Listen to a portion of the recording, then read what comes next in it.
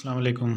आज हम सीखेंगे एज कैलकुलेट करना। एज किस तरह कैलकुलेट करनी है, ये एक आसान तरीका है, मैनुअल तरीका है। और अगर आप कैलकुलेटर पे करना चाहें तो आसानी से कर सकते हैं, लेकिन मैनुअल तरीके से भी आपको पता होना चाहिए। इससे पहले मेरी गुजारिश है, मेरे चैनल ऑफिस वर्क एजुकेशन, इसको सब्सक्राइब ज़रूर करें। मैं एक डेट ऑफ बर्थ लिखता हूँ, जैसे कि 14/4/2000, ये डेट ऑफ बर्थ है। और आज की जो डेट है टुडे, ये आज की डेट है 11/3/2024।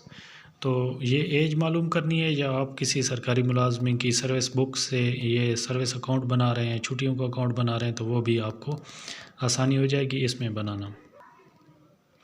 अच्छा, सबसे पहले आप जो आज की डेट है वो लिखेंगे। जैसे कि मैं यहाँ लिख देता हूँ, ये उल्टी करके लिखनी है, उल्टी साइड से। जैसे कि आज 11 है, डेज मंथ 3 और 2024। इसी तरह इसके नीचे जो लिखना है डेट ऑफ बर्थ जो है, या लास्ट डेट जो छुट्टियों की है वो लिखनी है आपने, अगर अकाउंट बना रहे हैं तो। यहाँ से 14 लिखेंगे, यहाँ से 4 लिखेंगे, और यहाँ से ईयर साल जो है वो 2000 ये है। इसमें अब हमने देखना है कितने साल, कितने महीने और कितने दिन बने हैं ये।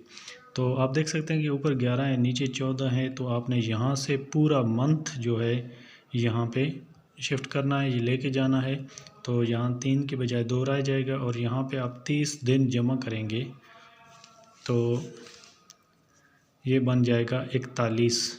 टोटल 41 बन जाएंगे दिन, और 41 में से आप 14 माइनस करेंगे तो ये बनेंगे 27 दिन। और यहाँ पे 2 बाकी है, तो आपने यहाँ से फिर 1 साल के पूरे 12 महीने उठा के लेके जाने हैं। यहाँ से आप 12 मंथ लेके जाते हैं तो 12 और 2 बच जाएंगे ना। आपने यहाँ से यहाँ लेके गए हैं 12 और 2, ये टोटल बन जाएंगे 14। अब 14 से 4 आपने माइनस करने हैं, तो यहाँ से बच जाएंगे 10।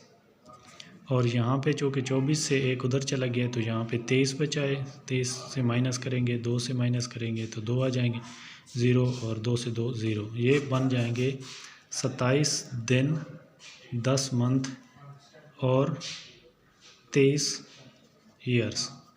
ये हो गया ईयर्स, मंथ और डेज़, दिन।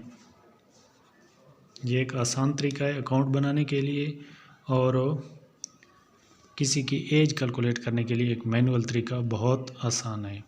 तब तक के लिए इजाज़त दीजिए, चैनल सब्सक्राइब कीजिए। अल्लाह हाफ़िज़।